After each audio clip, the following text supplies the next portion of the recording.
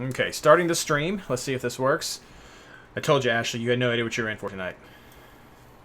And then Neither do we, to be honest.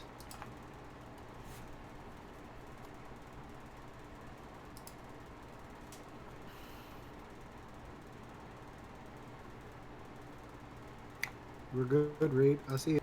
You see it? Awesome. Yeah. Let me check its sound.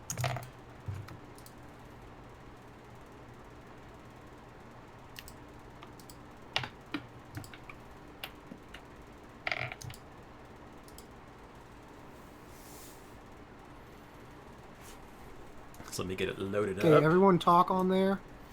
Hey, Talking can test 1 2 hear 3. me?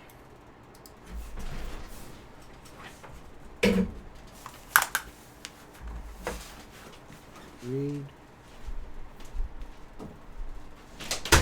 Blayne, I didn't hear you talk again. Can you hear me? Yeah, here we go. Let's see if this... Okay, sorry, I had to get my gear on. I see that stream going. Thanks, Mike, for finding that. Okay. It's very delayed from here on mine, but we're getting everything. Cool. I will start actually recording on my desktop as well as a backup. I'm gonna have to hit that as a mute. Scroll down. So are you looking at the stream, Reid? I found it. Yes. Yes. So let's. I can't hear him now. Oh, sorry. Yes, I forgot to hit my push to talk key. Yeah, that's gonna take a second to get used it's to. showing your entire desktop. That's okay. Yes, just a second. Okay. How is that? They can see all the crazy little things I have on my desktop. Nothing there. Let's see my Mega Man game. Can you all still hear me? I can't. You can't hear me. Yeah, No, it I just can't- switched over to everyone.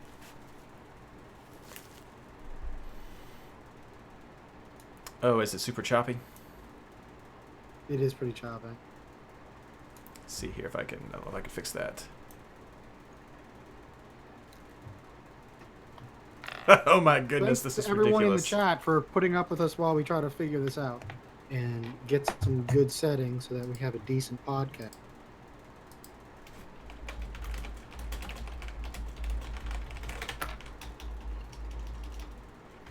No problem, Matt. I see Matt and Shannon in chat already. Let's see. I'm unable to see the live stream on YouTube right now. Yeah, it's very choppy on you. Mine just stopped. Well, I can't even see it to load it.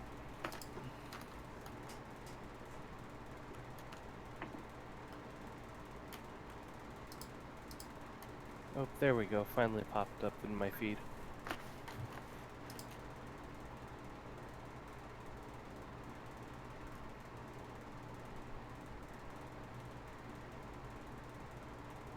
Yeah, it's stop and start, and I can see from the it is very choppy. What if I shrink it back down to this?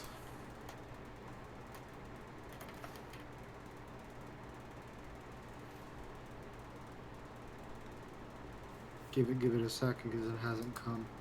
For sure. Okay, they're saying that they can hear us fine, but the video is choppy.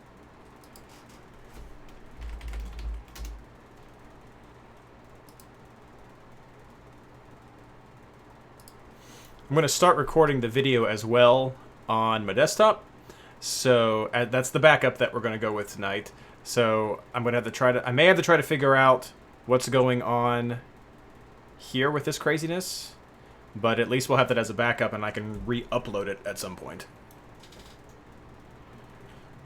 Has that switched over yet?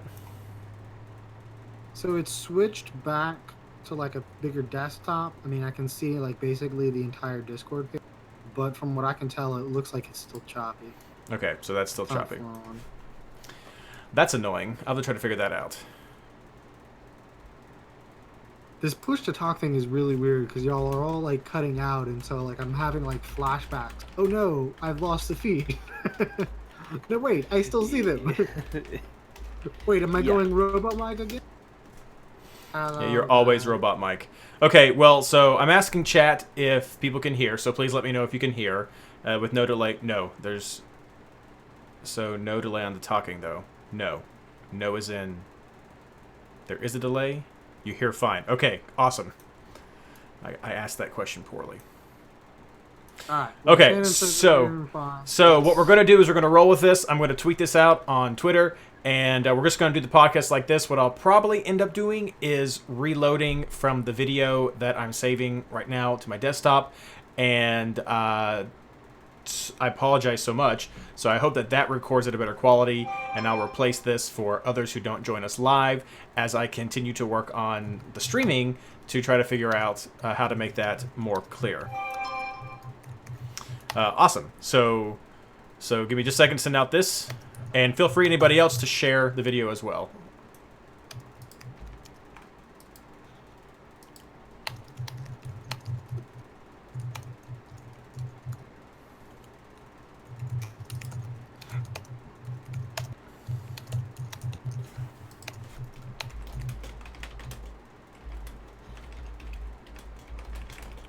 Poor Ashley's like, what did I get myself into? These guys have no clue where they're.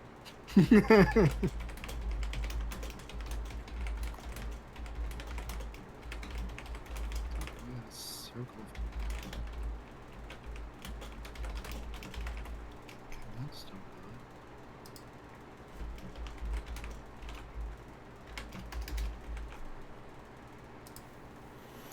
Okay, the tweet has gone out, so please, anybody, feel free to share that with the crazy little previews of my desktop and this OBS Studio stuff that's going on. And but we're going to get right into this. So, whew, wow.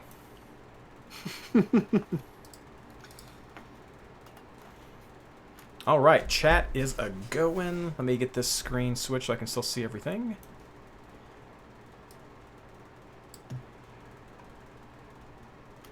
So how's everybody in chat doing? Did y'all have as bad of a week as we did? Start posting those scores. Try to make me feel better about myself, please.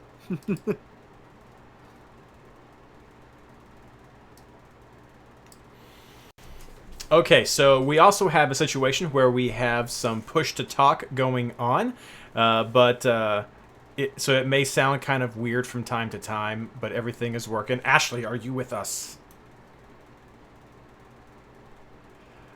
If you talked, I did not hear you. Do you have a push to talk button? Me? Oh, you just came in just a second. So I think I'm not doing. Okay. Yeah, so I think by default what's happening for you is the system, your microphone is waiting for you to start talking, and then it picks you up. So it may miss the first couple of words. So, Blayne, if you want to talk her through a setting change, or you could just start everything with, and then go for it. Perfect. That's what I'll do.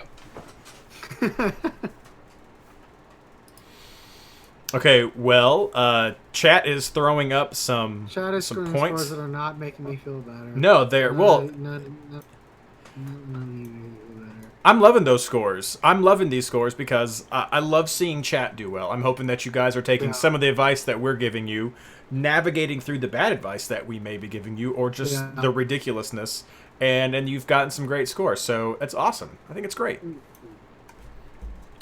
Yeah, that's pretty much my only accomplishment on MLSFI is helping other people do much better than myself. Like your son. Like my son. Well, not this year. My son didn't play this year. This half. All right, so we're going to get started with the show tonight. We already got the recording going. The live stream should also record, but I may make that hidden and upload it with something else later on because of the video quality. We'll see what happens. But thank you so much for those of you who have joined. And please still keep retweet out the message I just sent about the chat and do your own and try to get more people to join us. This is the first time we're using Discord and YouTube for streaming because YouTube changed everything up and we can't use live events anymore.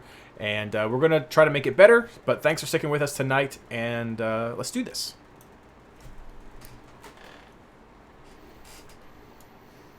Hello, fantasy managers, and welcome to our Round 23 preview episode of the MLS Fantasy Insider. This episode is brought to you by Prairie Dogs and Cats, the next evolution of the Rocky Mountain Cup. Actually, brought to you by MLSFantasyBoss.com and the amazing subreddit community of r/fantasy MLS. I'm your host, Reid Connolly from MLSFantasyBoss.com, and tonight I'm joined by co-hosts Michael Denton and Blayne Riffle. And then we'd also like to welcome back our very special guest host tonight, Ashley Savage from MLS Female. How are you all doing? Doing well. Great. Thanks for having me back, you guys. Fantastic to be here. Blayne, I don't know if you've forgotten your push to talk button, but you are just sitting there looking pretty right now in your hat. And it's still not working for you.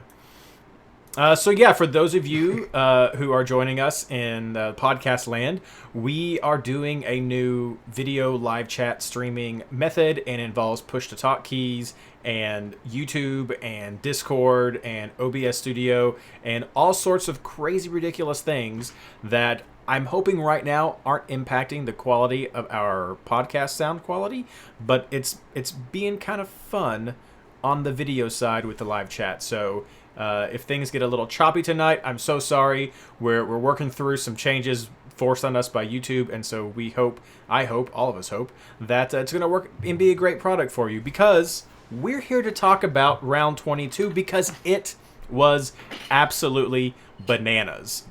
Just the results and the points and the feedback I was getting back from people today was nuts. I want to hear if I'm not the only one. I don't think I am, but based on some of the scores I'm seeing in chat, we may have been on the bottom end of this week, everybody. So let's just let me know how everybody did. Mike, let's start with you.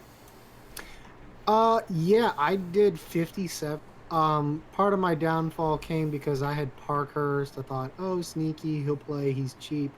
He didn't play. I missed that lineup, so I missed out on that clean sheet.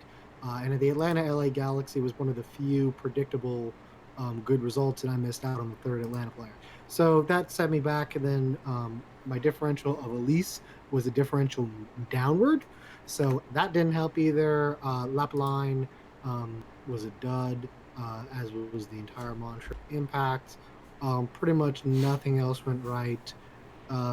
My hope in Ashley Sounders went unrewarded. So, I guess Blayne gets his revenge for New York City's victory over Sporting Kansas City last week by screwing my fantasy team with me.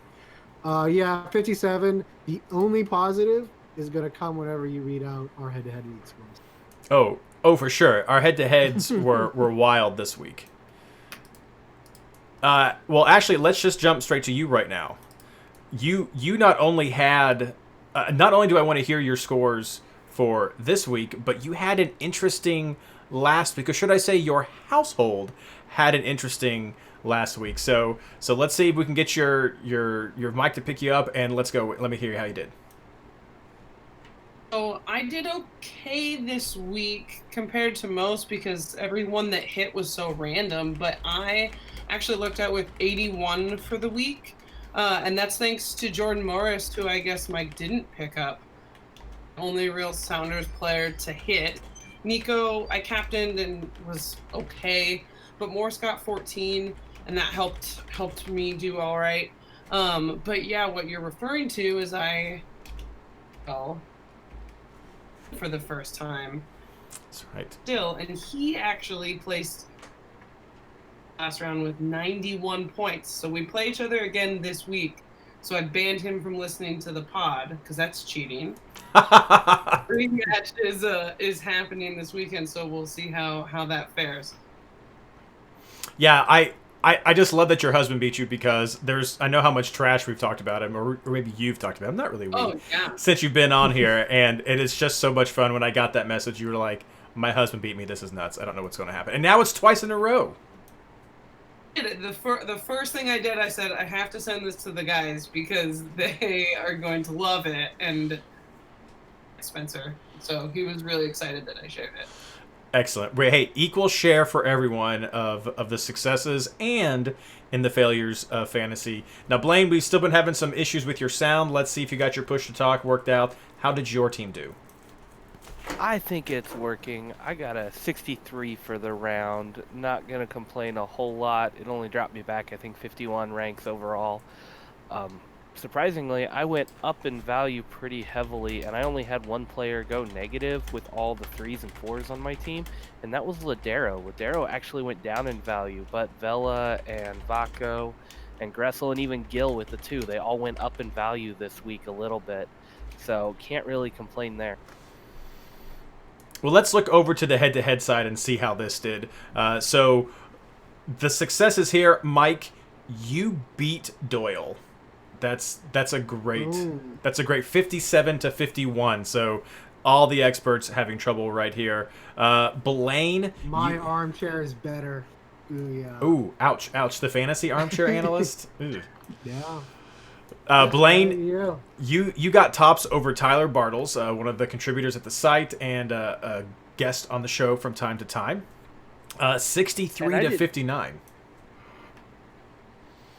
And then myself, though, I am the lone loser tonight in our experts league here, and I'm demanding a recount right now. I narrowly lost to Ben Bear, 67 to 68. So while I beat all the scores that Mike and Blayne had put up, the Bear came and got me, and I don't know. I think there may be some shenanigans, some collusion going on right here, but all of us failed to live up to Sherry Snyder, who is going strong. She is at the top of our league, 7-0-0. She snagged 79 points this week. It's no Ashley's husband, but with his big 91 points. But Sherry keeps doing awesome in the league. 79 points, tops the charts. Congrats. We got to get you on the show still. I'm trying to get these things worked out. Quick review at Patreon. You guys are doing a lot better this week. You've cut the number of people tied for first place in half. There are now only 2 remaining players with a record of 6-0-0. That is HG and Skiles. So our 2 people right there. These were fantastic results, I have to say. So congrats to everyone. Chat, let's go through your scores real quick. I know some people posted them a little bit earlier.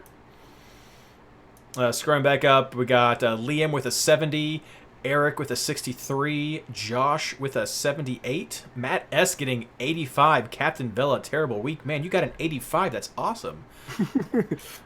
Yeah, that was a great week. Yeah, Patrick with a 64.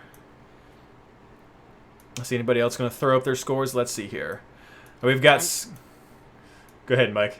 I was just going to say, even as bad as we did, remember... No one got a 44 or less on a single game week, so it's okay.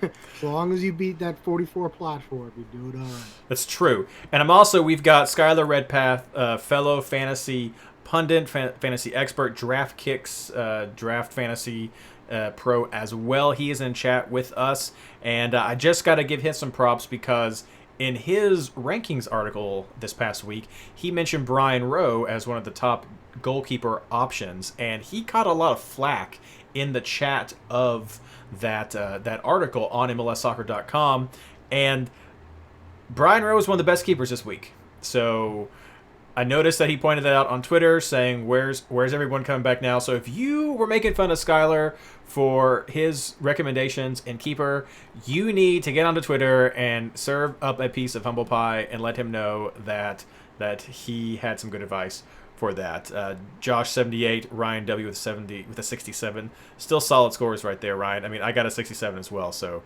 very solid. So, all right, but so why do we have so many low scores? That's what we're here to talk about today. I sent a message out on Twitter. I wanted to know what people wanted us to talk about, and all of it was frustration based. So let's get right into this. We're going to talk about our surprising moments in general. Feel free, but I just want to start out. Who is this own goal character, and why was he just so devastating this week? Let's start with you, Mike. Who was own goal? Well, he wasn't on my fantasy team, so that's one of the reasons why he did so well this week. I mean, in general, to your point of why this week was so crazy, I think it's something we talked about last week. It was a bunch of good teams going against good teams, and bad teams going against bad teams. So it was kind of hard to predict. Uh, I mean, I think one of the big games we were kind of looking at was Seattle against Sporting Kansas City, and Sporting Kansas City pulled the upset, had a big game, and so that kind of always kind of skews the scores. Otherwise, San Jose had a dud against Columbus.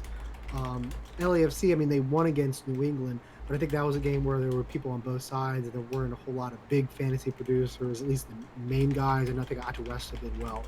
Uh, and stuff like that, but it was kind of hard to predict who are the main guys who were going to do well, because it was kind of an unpredictable week. There was a lot of close games. You weren't sure who was going to go either way. And so, I mean, I think going into it, we all kind of expected it was going to be a really low round with really the only two games going to be, oh yeah, that's going to be a great one, Atlanta and LA, Seattle and Sporting Kansas City, and then one of those games didn't do. One of the other games you might have thought of, San Jose against Columbus, that didn't turn out great either. So, I mean, unless like you happen to predict the Colorado smashing of Montreal, there just wasn't a whole lot of great points. Yeah, I think a lot of the big players let us down this week, and I mean, one of those was definitely Ladero. So, I mean, is Ashley? We'll let you talk about the Sounders in general. Maybe throw out maybe your fantasy take about them going forward. But is Bald Ladero the worst Ladero? Bald Ladero, that's what I was going to start. It's obviously because he went bald. There's nothing wrong with it, but it's not a good work for him. I do have to say, from a small non-fantasy perspective, he picked up the assist, and it was one of his most beautiful assists on the season, but that counts for nothing. I think a lot of it has to do with who's working with him in the midfield, and that's just about no one. No Victor Rodriguez, no Gustav Svensson. And no Rui Diaz. Harry Shipp is great for a budget bench midfielder, but not for producing fantasy points around him. Jordan Morris doesn't play the same way that Rui Diaz does. Has to do so much more with that setup. As those other guys around him, he can produce more of those points. So until Rui Diaz and a more sufficient winger are in, and by more sufficient, I don't mean Jovan Jones and Harry Shipp, he's going to be picking up those extra bonus points that he always gets. So it pains me to say I'd stay away. He'll go off, but I mean, realistically, it doesn't seem like he to work with right now. So there's also several people who are commenting right now in chat about the Prairie Dogs and just the craziness that went up in Colorado. I mean, so I traveled some this weekend, and the first time I heard about the fleas in Colorado was when I was on the show with Jason Davis talking about Plugging the Weekend, and I'm talking about the plague in Colorado, and then you just see the results. That was absolutely nuts up there in Colorado. I don't think any of us were expecting something like that, but I mean, we've talked about for a lot of the season how Colorado can score, and Colorado also tends to give up some goals, though. Is that something that people should be paying attention to? Is Shin Yashiki one of the best budget forwards that people are overlooking? Blayne? Yeah, Shin Yashiki for his price when he's starting is definitely worth considering as a bench option at the very least. He's shown multiple times this season that he's ready to come in and play in Major League Soccer, but as well as just put up some good fantasy numbers for us. And any team that goes into Colorado, I know Montreal was coming off of a really good week. The new guy looked amazing. Go into altitude, and this can happen to pretty much every team that goes into altitude. And it's been very hard for even the better teams in the league to go in there and get convincing wins all the time. They do get wins, but they're not always convincing, and sometimes they're really ugly. But yeah, Colorado's just a tough place to play, and when their offense is firing like that, they're going to be really hard to beat in Colorado. So we'll touch on Lapalainen real quick, who's the new player in Montreal. We've got Piatti back, we've got Tyder still, and we've got Lapalainen, who are three of the better players 2 weeks ago.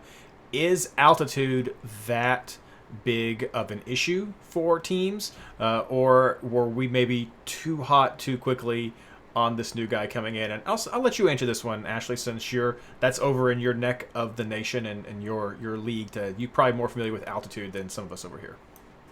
So I can tell you from an athletic perspective, I played college soccer, and as soon as we get to Denver, it was, and so I know that these guys have so much more, on their bodies than I did playing college soccer. But even just going for conferences and stuff, just working out is different. So fair assessment to judge him on this one game. Definitely take a lot away from some of even the better players. So his price point makes him consider know that he's going to produce like he did the other week. To say, altitude is what took it all out of him. But they subbed him relatively early. He's not used to that big travel. Him going off again and having it just be the plague and the altitude, but a little too early to say. No, I think that's fair, and I think maybe the lesson to be learned fantasy-wise from here is while Lapalainen has a lot of potential, I still think he has a lot of potential, especially with Piatti and Tider both on there doing well. He's maybe best served as a home team switcheroo than to throw caution to the wind on the road. So, but it was still a fun pick. He did really great a couple weeks ago, so not bad there. Moving on to an away team that did not really surprise us with their result. LAFC beat New England. I know a lot of us were hoping for that result, though maybe we were hoping the points would fall differently. Let's just talk a little bit about that, and specifically, does New England getting shut out at home by LAFC give any of you pause as New England as viable fantasy options? Blayne? No pause for me. I still think they're one of the better teams in the East right now. LAFC didn't get the offensive numbers they wanted. I didn't get to watch this one, but that kind of leads me to believe maybe they played a little more defensively. Maybe they looked to shut down a couple of these guys that have really had the offense rolling for New England, and it worked out in their favor. I'm not sure quite how that game went, so correct me if I'm wrong, chat. But no, I don't pause at all with New England going forward.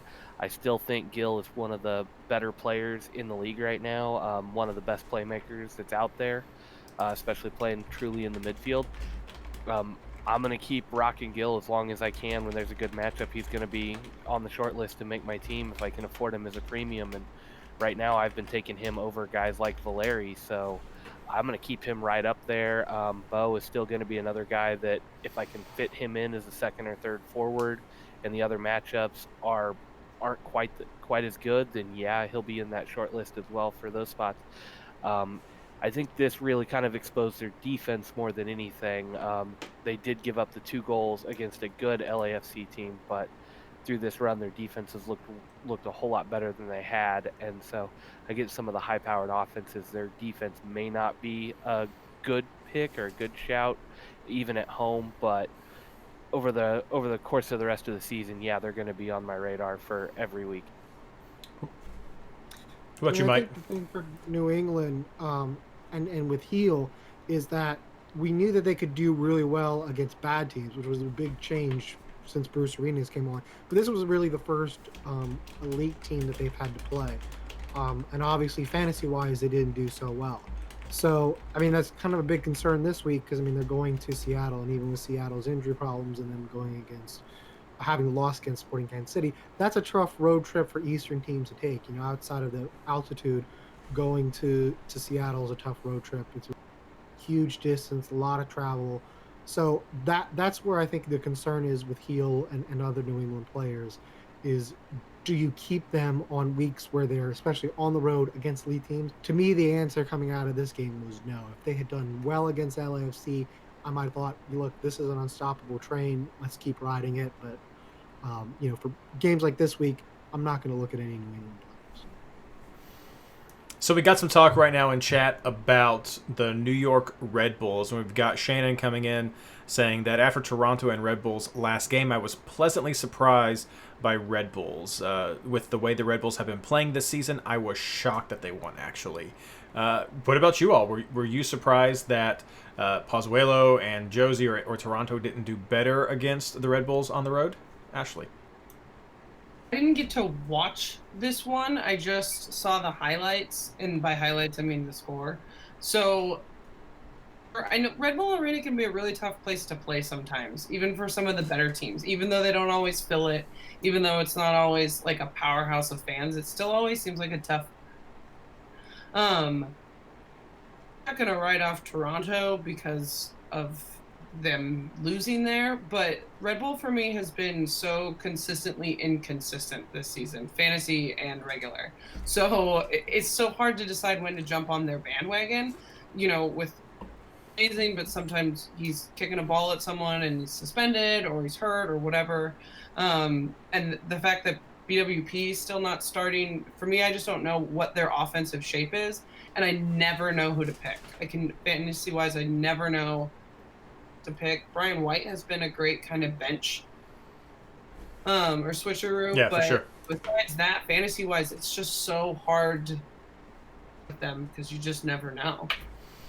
Yeah, and that's really the death note. Oh, go ahead, Mike. I was just gonna say, it seems for the Red Bulls, they've done better in bigger games. So they get up for a game like Toronto. They beat New York City. They were up for that game. And what's the other one that I had? The draw against Atlanta on national television. It seems like it's night and day. Whereas when they play some of the lower teams, then they don't have that intensity. That's to me has been the biggest difference between Chris Arness and Jesse Marsh. Well, under Jesse Marsh, there was no off days for the Red Bulls. They were coming hard every game. Then in the bigger games, they came really hard. He managed to find that 150%. Chris Arness has never captured that same kind of energy. And so you have this Dr. Jekyll, Mr. Hyde kind of team where when they play kind of bigger games, when they're at home against higher profile opponents, you see him bring the energy and good, strong results like they did against Toronto this weekend. But when they play against Columbus week before, they don't care. They look dead in the water and they lose or drop points. So the last two. Go ahead. I was going to jump in. The biggest surprise here for me was their defense actually got a shutout. But I mean, I think that Josie goal should have stood, and that could have changed the complexion of the game. But that's just one of those calls that we got to deal with. For me this season, I'm through it. The only guy I'm considering for my lineup is Royer.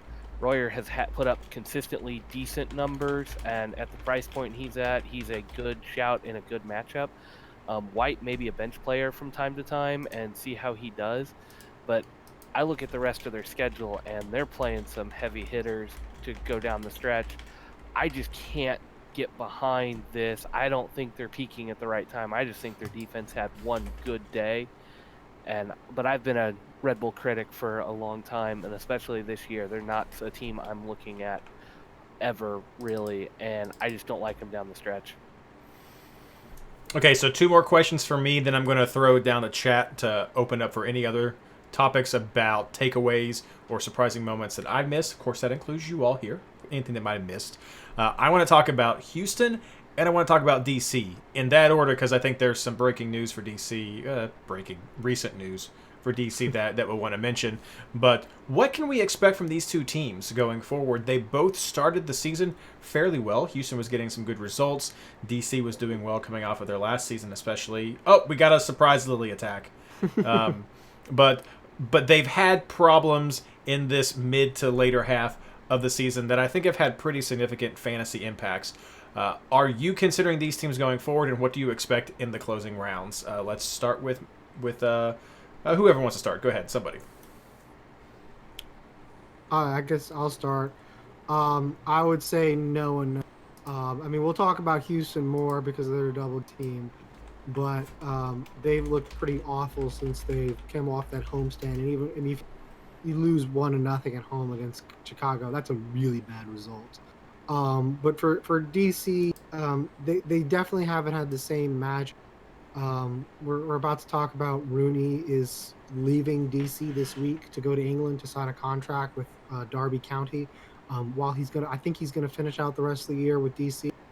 It's not good when your star player is already like, yeah, I'm going over there. I mean, because he's probably going to be spending his weekend or his weeks watching Darby County because he's going to be a player manager over there from the reports. So, I mean, I don't know how much effort he's really going to be putting into DC United.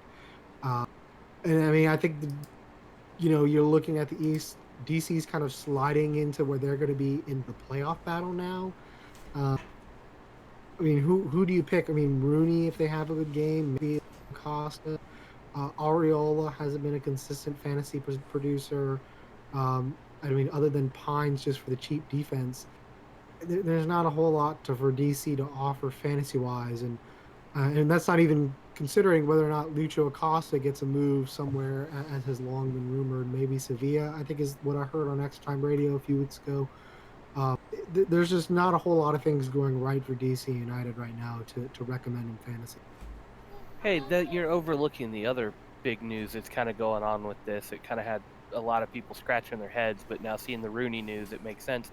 Ola Kamara is rumored to be coming back to MLS and possibly signing with DC. So, I mean, if Rooney is exiting this week, like if he's going to go start the season over in England and try to get on the roster there, Ola Kamara is not quite a... Bye-bye, Lily. Ola Kamara is not necessarily a like-for-like change, but I would trust him to come in and work with Acosta and Areola. I think that'd be a decent combination. And depending on what they price him at coming back, you might have a cheaper option to go with DC for some of these last few games. It just kind of all depends.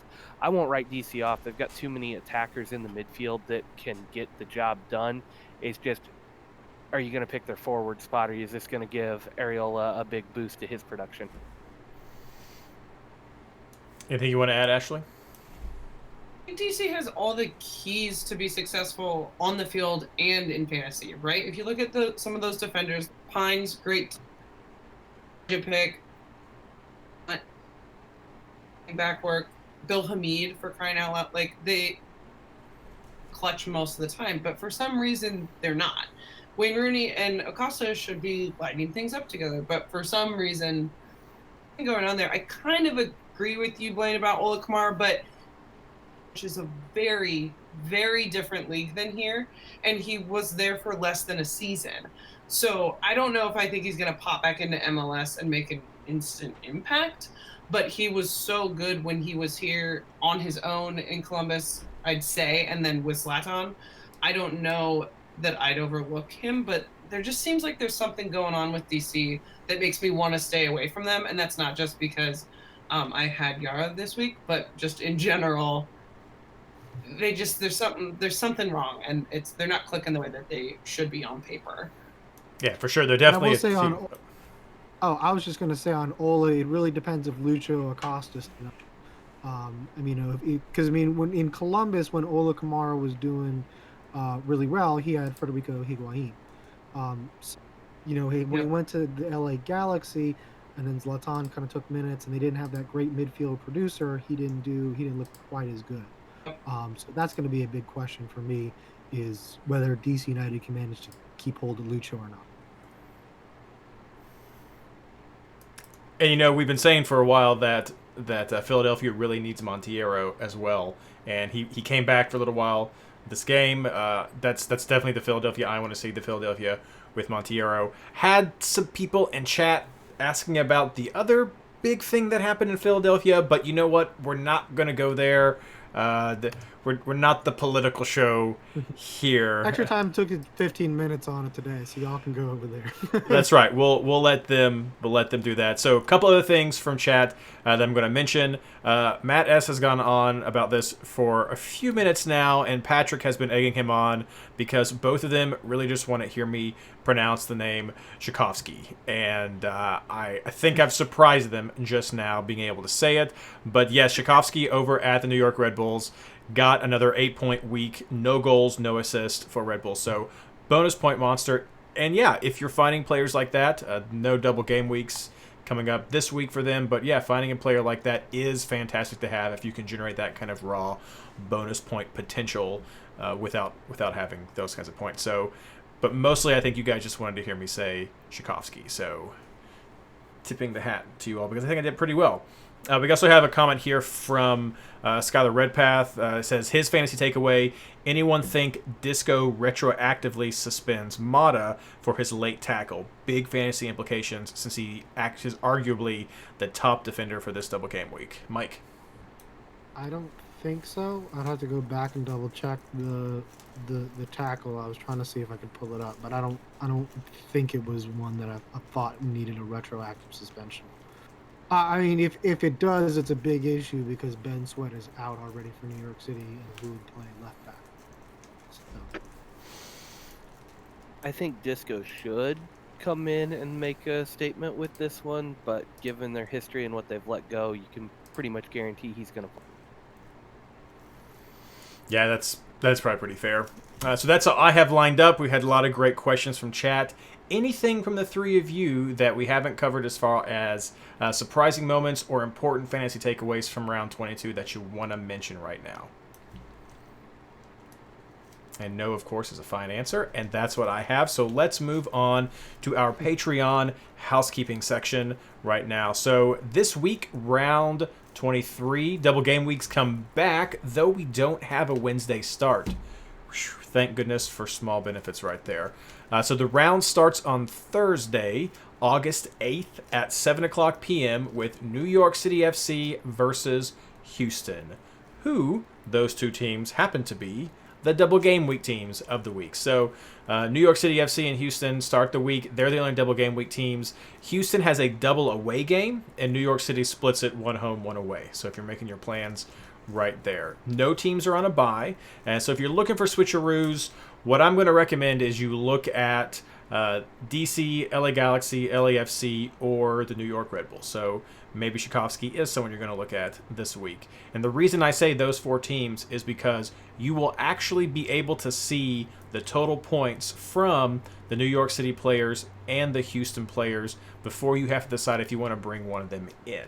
So just a little bit of manipulation with your team right there. You're going to want to look at your budgets to make sure you can afford the guys you're targeting. But it shouldn't be as bad around this time of the year when people should be pushing around 120 plus, or pretty darn close to that mark right now. So that's all that I have for housekeeping wise, unless you guys want to add something after Mike gives us the injury report. Did you mention the Open Cup? I did not mention the Open Cup. All right, that's probably the biggest one. Atlanta at Orlando, Portland at Minnesota. It's at Minnesota, or is it at Portland? Minnesota. Yeah, it's at Minnesota.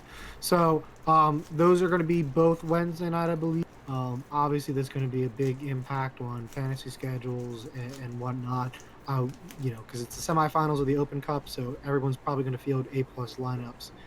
Maybe some effects on rotation on the back end, because I mean, especially if one of those goes 120 minutes, we'll see what that does. But that's probably the biggest thing to look out for as far as announcements and what's going on.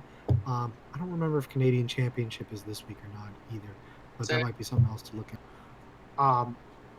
But as far as injuries, the big ones for the double game week is we don't know the status of the health of Max Morales.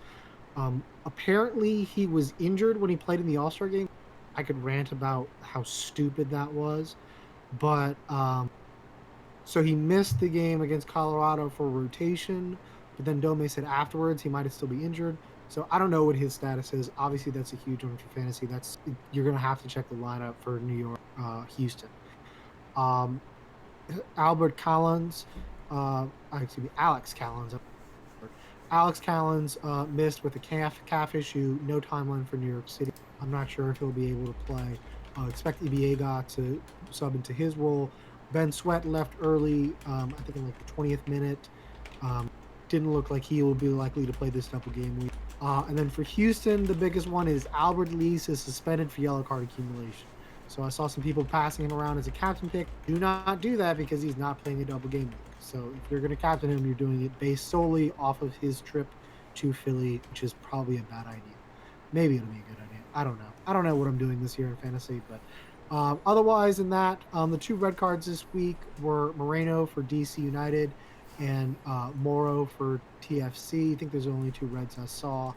And then for DC United, Durkin is having an MRI today. And so that leads them without a defensive midfielder for their game against the Galaxy because Knaus is out with an injury and Moreno is suspended for the red card. So if you're willing to take LA Galaxy on the road, that's something to think. For those of you watching, since I'm doing screen sharing, you're seeing what pops up on my left monitor, which includes some of my Steam notifications, which I'm going to try to turn off next time. But a little treat for you right there. Our good friend Travis is playing No Man's Sky right now, former host on this show, so he's not doing his due diligence in keeping up with his fantasy team. He is playing his video game. So there's Travis. Great report. Thank you so much for that. Anybody else want to add anything for our housekeeping section? No, all right. Let's move right now. I'm going to highlight right now this comment from Patrick in chat right now. He says he hates the idea of having 3 New York City FC players the week they're against his Atlanta United team. That's a great way, I think, to segue into our round 23 preview here, where we're getting ready to talk picks. And as I said to him, rule number 1, which I mistakenly typed it because I was trying to type small and said rune number 1, but rule number 1 for fantasy is you have to sever your ties to your team to be able to do well in fantasy. And as I say that, I think, no, it's even more than rule number 1. It's rule number 0, if anything. Rule 0.5, rule -1. You got to cut the ties. You can't go for it. So let's talk round 23, opening with the usual question. What do you all think is the best or are the best matches for fantasy points this week? And are there any players that right off the top you're just hard pass, I want nothing to do with him this week? Blayne. Yeah, best matches for points. I always forget this question. I kind of like Seattle, New England. I think there's going to be a lot of offense in that one. Just playing in Seattle, that's always good, and it's an early game, so you can see those scores early if you're going to run any switcheroo. Mike? For me, it's all about the Open Cup and the double game win. So I like New York City at home against Houston, especially if they have Max Morales. I think that could be an opportunity for points. I know Patrick Smith is talking about how he's sad about New York against Atlanta. To me, that's just lagniappe, which is Cajun speak for just a little something extra. All your points is New York City at Houston. Whatever they get against Atlanta is great. That's just going to be a weird match because they're both probably going to be tired, but we'll see. But for me, it's Toronto at home against Orlando, FC Dallas at home against Minnesota, and where was the but those are the 2 big ones for me, because they're going to get tired teams on the road having to travel, especially TFC Orlando, from Florida all the way to Canada. That's a long trip. I think there could be some points in those games. And Ashley, I'm going to give you the final word since Blayne did call out your Seattle. Oh, I have no one from Seattle in my first draft for fantasy this week because I've been at the last 2 games. Fair. That's why I said cut your ties. And again, I think it all depends. One thing that's nice about that game being early is people that are injured are back. If you get Brad Smith and Leardom back in that defense, if Rui Diaz is starting, completely different game. And like you guys said earlier, I think that LAFC really showed that be good, but their defense isn't. So I could see a healthy Seattle offense taking them to town at home. And Seattle hasn't lost 3 games in a row at home. And I think I looked this up today. I think 6 years. Wow. For something. They haven't lost 2 games at home in 3 years. And I went back and farther. I think it was 6. So I checked those rosters because that's not a game I want anything to do with. But the other game that stood out for me was at home against Cincy. I could see Pedro Santos making some great plays at home. Bit of hit or miss, but is on a slight rise. So that's a team that I think I'd be willing to take a defensive keeper, switcheroo gamble on. And I like them offensively, but I never trust Giassi enough. So, and I will be at that game this week. So if anyone listening is going to be at Columbus versus FC Cincinnati, I will be there in the visiting supporter section. So look for my hat. give me a shout out. I'd love to meet some people if you're going to be at the game. So, well, I mean, I'd love to meet people anyway. But if you're at that game, I'll be there. So it'll be fun. And I love if you're listening right now on SoundCloud or Spotify or whatever you're listening on, iTunes.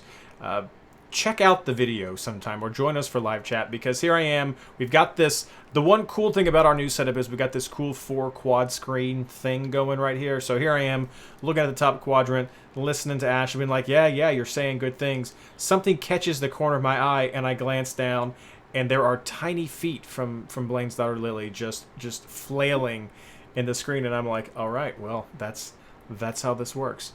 So yeah, this live chat thing's got its advantages. Okay, well, let's move on now to the players that you all do want, with hope they're going to come from these games that you were just talking about. So let's start things off with keepers, defenders, and shutout chances. Blayne. We can't hear you. We still can't hear you, and I'm going to go to Mike real soon if you don't get your push to talk sorted out. Okay, Mike. Keepers, defenders, and shutouts while Blayne does some diagnosing. All right. So keeper, I have Sean Johnson, only 5.4 double game. I don't trust Houston with 2 road games. And I'm banking pretty much entirely on the home game against Houston, but that's it. I do not have any New York City defenders in my lineup. The reason for that is because Ibiega is probably going to play, and that means that they're going to concede at least 1 goal. And I'm pretty sure they'll concede against Atlanta, especially if the rumors are true that Joseph Martinez did not make the trip to Orlando, which, that's insane and so not cool, because Joseph Martinez taunting Orlando fans is what I live on Twitter. So if that happens, Atlanta deserves to lose both games this year. Don't do that. Is this not a taunt, though? Like, him being like, puh. I mean, if they get away with it, it's pretty awesome. But, I mean, no, we want to see Joseph Martinez score a hat trick in front of the wall and taunt leg. That's just the content that MLS lives for. Come on. Sorry, Derek. Sorry. Yeah, I mean, that's pretty much why I still have the Twitter app, okay? But so I skipped New York City defense. I have Struna in from Houston as a switcheroo option. But that's just pretty much, well, he's going to get 2 games. We'll see. Other defenders, I actually spent a lot of money in defense this week because I didn't need to spend it up top. I have Conte from Portland. I know they have a game against Minnesota. They're still at home against Vancouver. I think that's a decent clean sheet shout. I have Omar Gonzalez from Toronto. Again, Orlando coming off the road. We'll see what happens in the Open Cup. But Omar's put up some pretty good points himself. And I had the money to spend 7.9, so I spent it. Harrison Awful. We have not talked about the inaugural Ohio Derby, but hell is real. Cincinnati has not been good. That should be a big game, probably Columbus's biggest home game of the year, since neither of those teams look like they're going to go for playoffs. So I think there's a good clean sheet shout there. And then I have Hollingshead from Dallas, again, kind of picking against the Open Cup teams. I believe that's called the Hell is Real Derby, and I may have missed a few things in chat right now. I know, but I hate that name.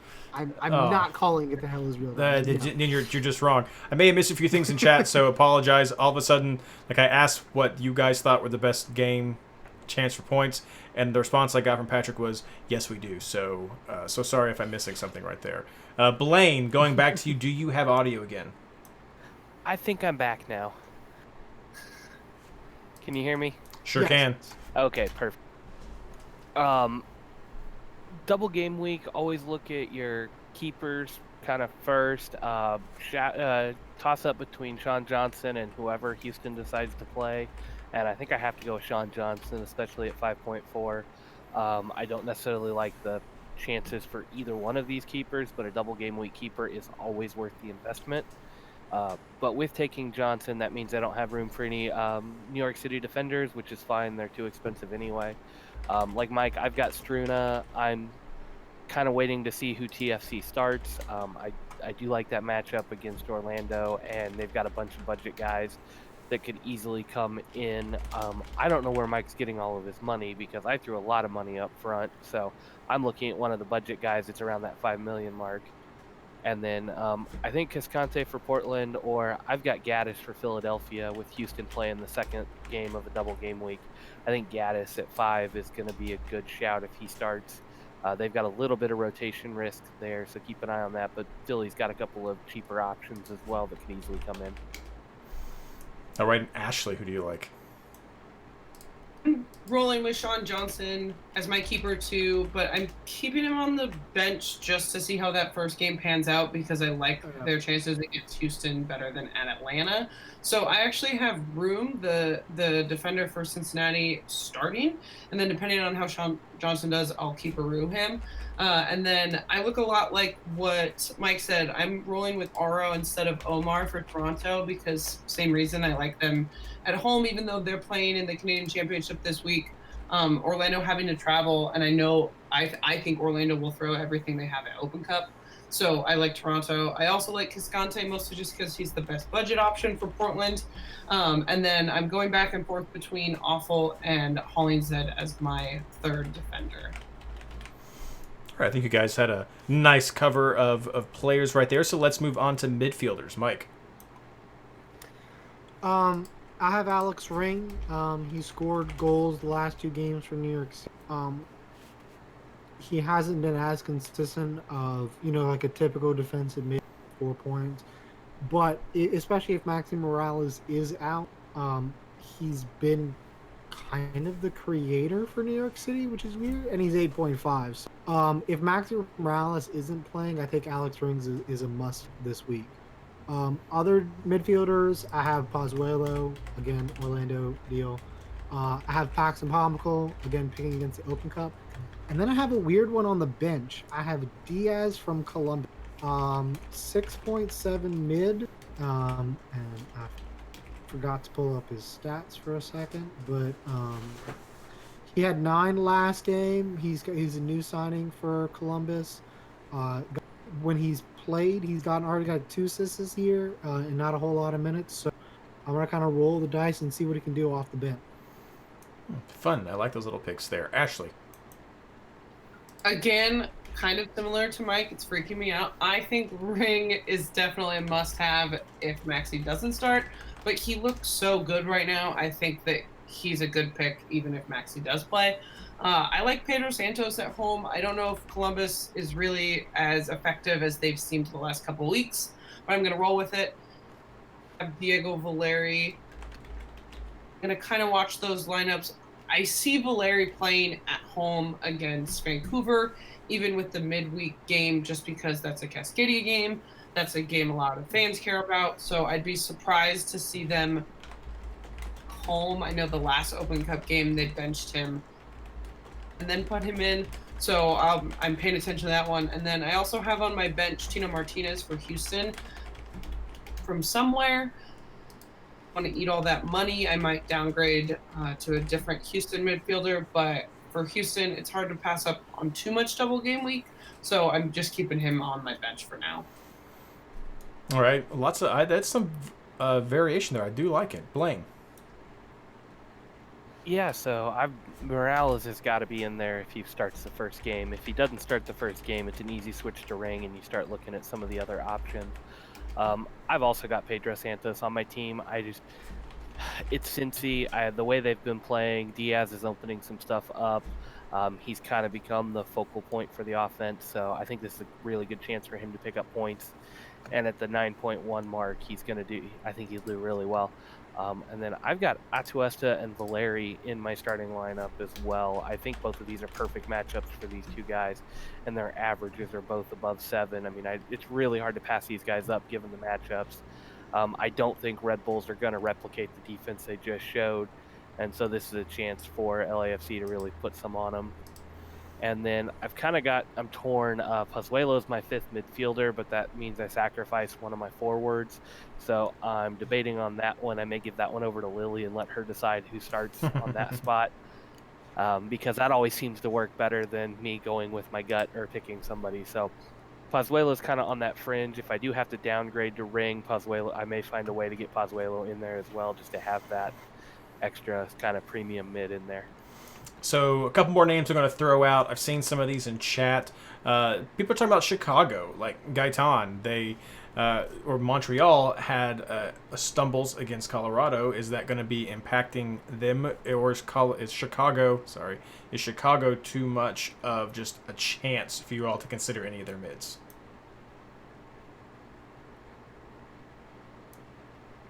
I'll say I do like the Chicago shouts this week. I do rate both of these guys or Katai and Gaetan very highly, but I just, of the 5 names I threw out there, I don't think they're going to have a better week, or they're not as consistently high performing. They're kind of hit or miss, and some weeks it's Gaetan, some weeks it's Katai. I mean, you've got to kind of pick the one that's going to have the good week. I think there's a little more risk involved in that. If you're trying to make up ground, sure, go with it. I think one of those 2 guys is probably going to have a pretty good week. I like the other guy's consistency a little better, and I don't want to gamble on the points right now. Yeah, that's totally fair. I mean, I think that's a very common fantasy common fantasy logic, which is to say, I like the guy, but I think there's some guys who are better. Maybe you want a little bit more to really solidify that, as in why you think they're better. But I think when you go down that train, that's totally valid for why somebody may be good, but not necessarily the best pick this week. Blayne, you can keep talking about this one, or if you want to throw it off to Mike or Ashley, if you want to give yourself a break. I am going to also ask, what about Sporting Kansas City? I mean, they had some production last week. Is that not something you think is going to carry on, or again, are we just saying they're good but not the top 5? I just don't trust the consistency with the team right now. This was Ilie, Benny, and Gutierrez starting in the midfield, and that seemed to work really well. Benny is on yellow card suspension. I don't know if Mike mentioned that earlier, but he is out this week. Roger picked up a red card in his first game back. He should be back, but then you've got Roger, Gutierrez, Ilie, another pretty good matchup, but the chemistry changes. The cover that they provide for the defense changes. There's too much influx, and this team is kind of lacking an identity right now, especially without somebody that's really taking the pressure off going forward. I mean, Johnny Russell's been out. There's too much inconsistency, and I think RSL is a strong enough team, and they have a history of coming into Kansas City and bunkering a little bit, that it really does make me nervous on what the offensive capabilities in Kansas City are. But if you have to pick a Kansas City guy, or you really want to pick one, Gutierrez has stepped up and shown that he has got probably the most fight and the most drive right now of any player on the team. 2 goals last week. He's the leading goal scorer on the team with 9. And just kind of turning it on and really doing a little bit of everything right now. The last 2 names I'll throw out there are, again, building off of what Mike said. I think Open Cup results and these double game weeks play a big impact. So going with the double game week side, Houston on their second game, if they're not looking great, going up against Philadelphia, which having Monteiro back and also having Marco Fabian, who is doing better. Those are a couple of other names I might consider as good shouts. Again, you can sort of wait until you see that Houston lineup in the second game, see what their result is from the first game before deciding if you leave yourself some budget and some flexibility. Okay, let's move on to forwards. Ashley. I kind of struggled looking at these today, deciding what to do. I went with Hey Bear. Consistent lately. Or if he'll do both, but with the injuries that they've had at forward, I think he will. Maybe Mike can help me with that.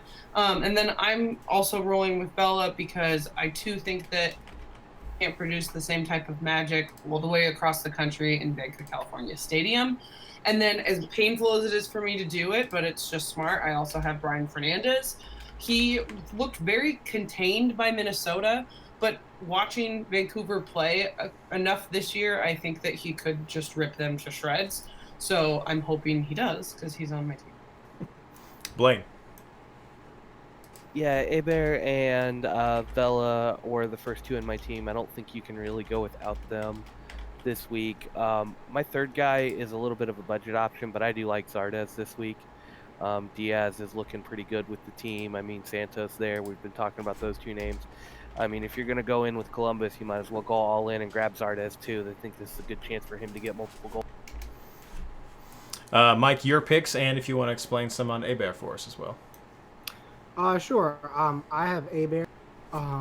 He is definitely the only forward. I mean, your only other option is Thanos.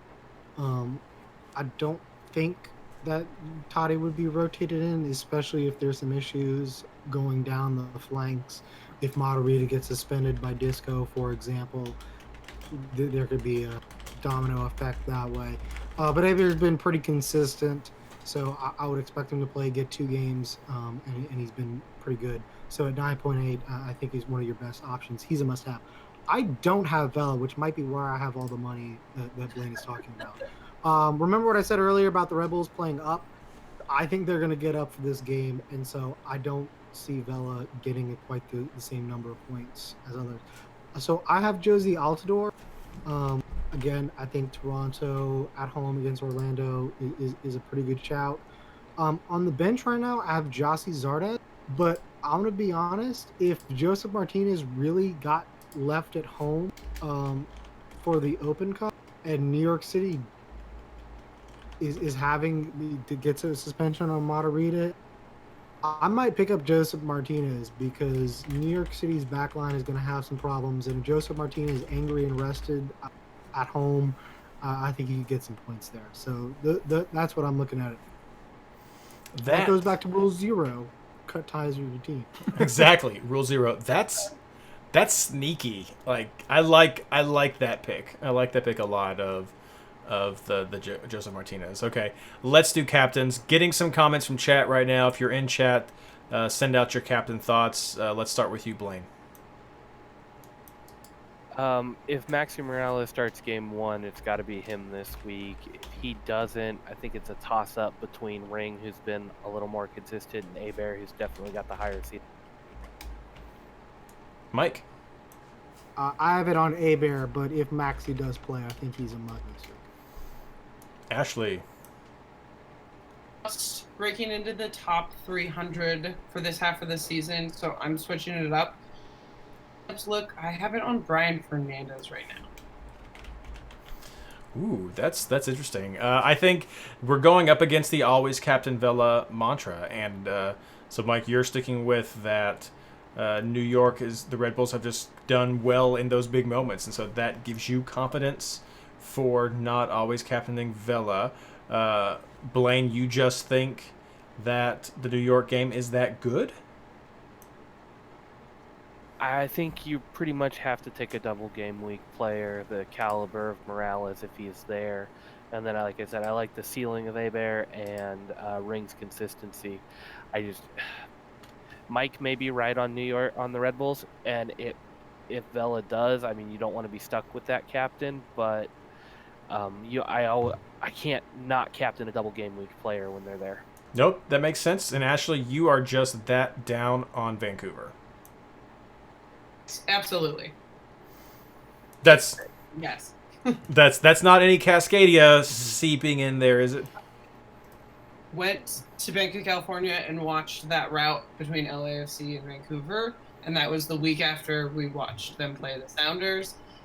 A couple of the games through ESPN Plus, and they're just not a real now. So I think that given how it goes with Open Cup, I could just see Portland in front of that Timbers Army where they haven't been producing very well lately, having this be a big turnaround game for them.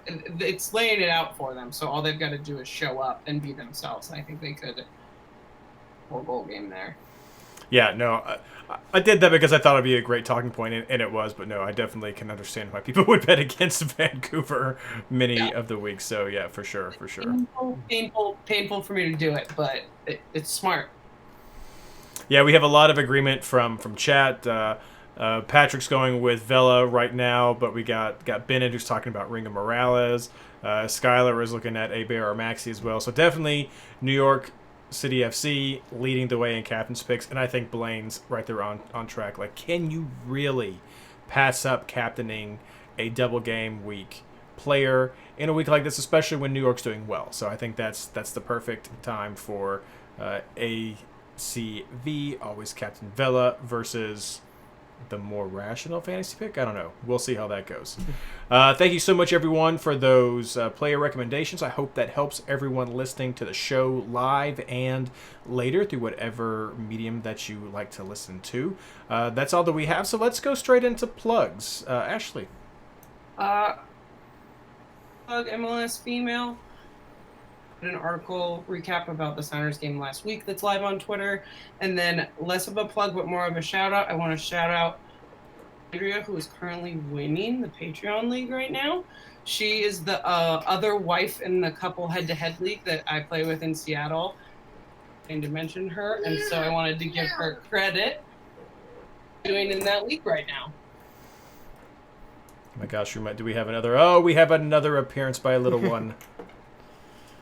There's so many new people on the show. Mike, what about you? I'm not gonna have a plug, but I will just thank Patrick Smith for pointing out that Joseph Martinez might sit. Mostly because I went and checked it out and found the Twitter thread under Dirty South Soccer's post about Joseph Martinez missing the Open Cup. And you know, if I don't get to see Orlando fans get mad about Joseph Martinez, the next best thing is seeing DeBoer out things posted on Twitter. So thank you, Patrick.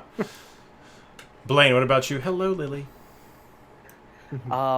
Actually, Lily's here, so it's a good time. Lily's going to her first game this weekend. Oh my goodness. We're going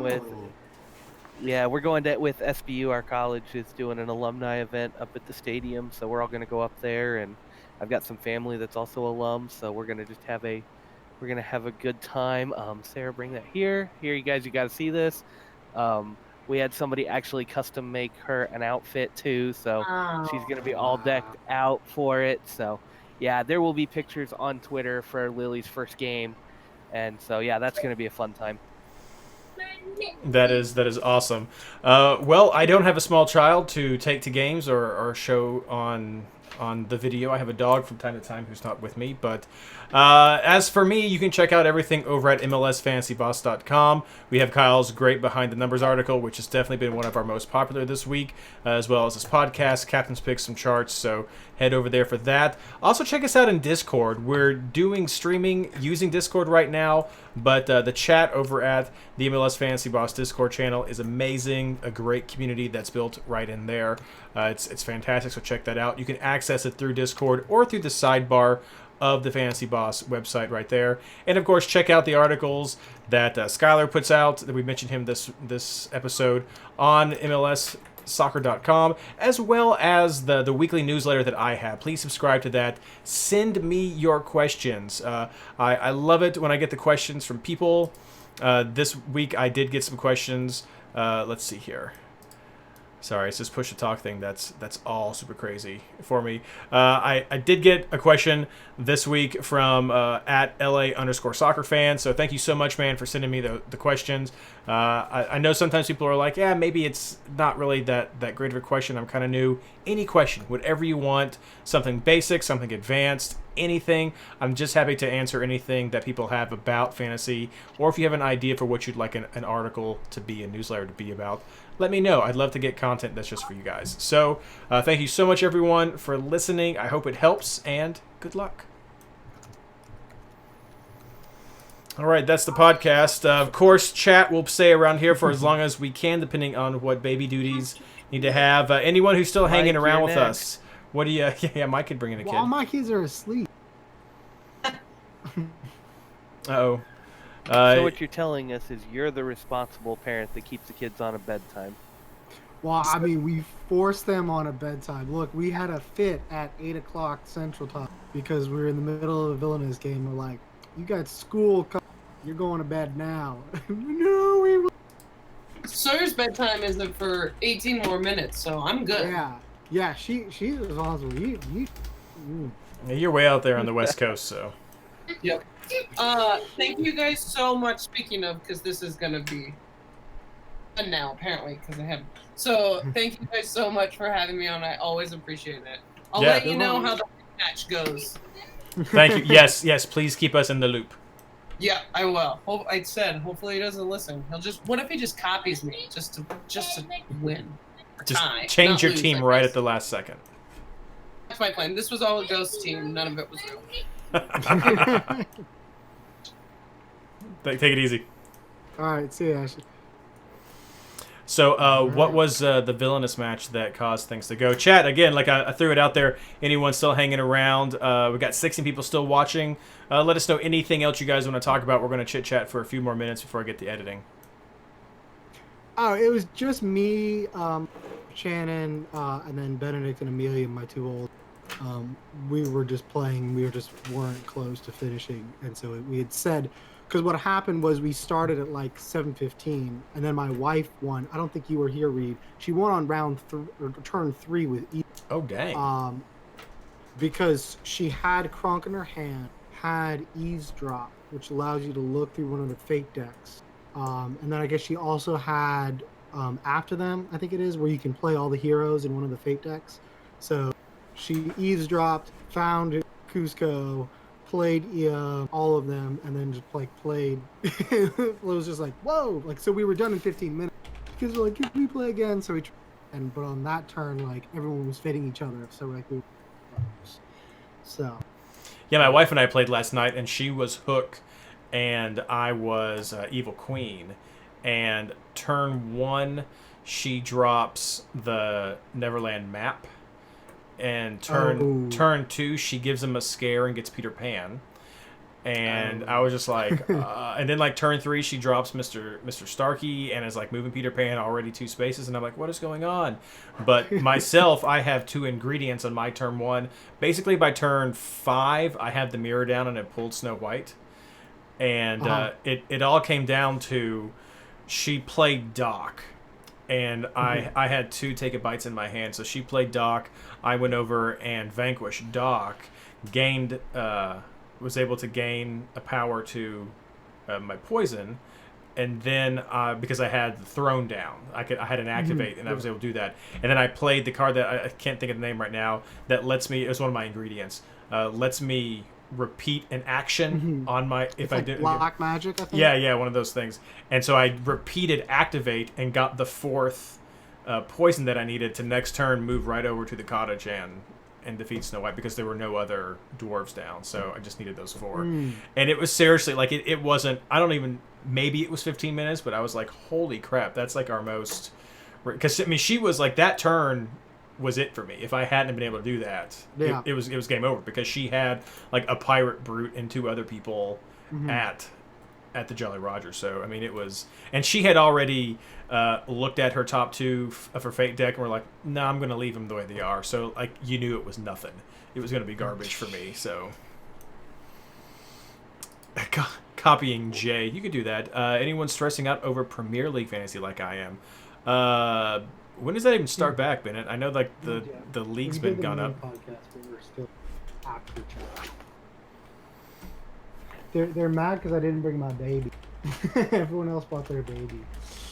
Yeah, Reid, Jay and I are in the show league group or whatever, doing the 2v2 or the 2-man teams. And Jay and I got partnered up, and I never stick around more than like 4 weeks in Premier League. So I'm just going to have Jay help me pick my teams, and then hopefully he and I can do the 2v2 thing. You guys got a best doing budget 2v2? mid? Show League doing 2v2? Yeah, show league's doing a Premier League 2v2.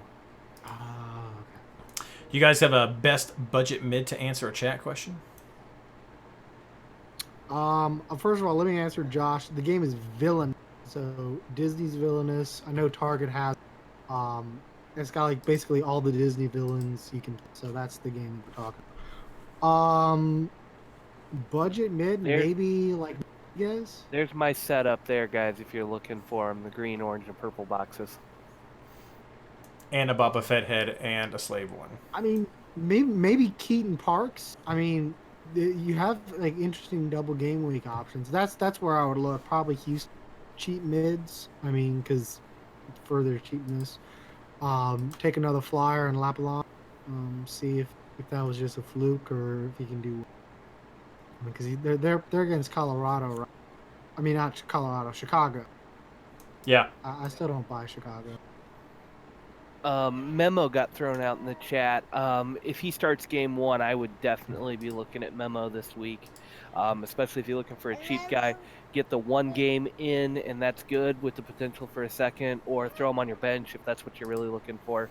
I don't think you can pass him up as a bench option if you've got the money and the roster spot. What's our definition of cheap again? Memo. Memo is 6.7. The problem is Memo just hasn't been that great since he came back, and he also hasn't played more than 67 at his return. So, I would frankly expect him to get roaches in New York City. Who knows? Yeah, I mean, if you're crazy, you could always go with Tchaikovsky. I mean, he's 7-something, 7.5. I don't know. Late game though, so you can see if you want to roll that dice. But I would feel like Mike. Yeah, it's like probably your best budget would have to be someone from a double game week who's going to get 2 games. Yeah. All right. Well, it's pretty slow in chat. Mike, were you being called away also? Oh no, my wife was just telling me she was going to go. Gemma was asleep, so no appearances by Gemma tonight. What beer Blayne is schwilling over there? I'm just with the classic Coors Light tonight. It's my light beer of choice when I'm not drinking something craft or heavy. Oh, really? I tend to go for Miller Lite as a light beer of choice. Oh, my light beer choice is Bud, so we're all represented. Dilly. But to be fair, my light Bud choice is mostly because my father-in-law comes over, and he does not drink craft beer. He doesn't like it. He's like, because he just wants to pound beers whenever he's doing. So he will go buy a 20 case, drink like 4 of them, and then I have 16 Bud Lights in my fridge that I have to clear out. Like, I have to drink Bud. These are left over from my father-in-law coming down, I think, for Father's Day. We provided him some beer. He likes light beers in general, and Coors is one of his favorites, so that's why it's left over. Otherwise, I usually keep PBR in there. I don't need the extra calories, but PBR is still my favorite of any of the domestics that I can get.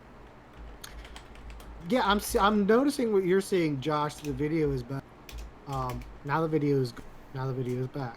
That's interesting. I wonder if going down to 3 people made a big difference. Probably, yeah. I could see that being a bandwidth thing.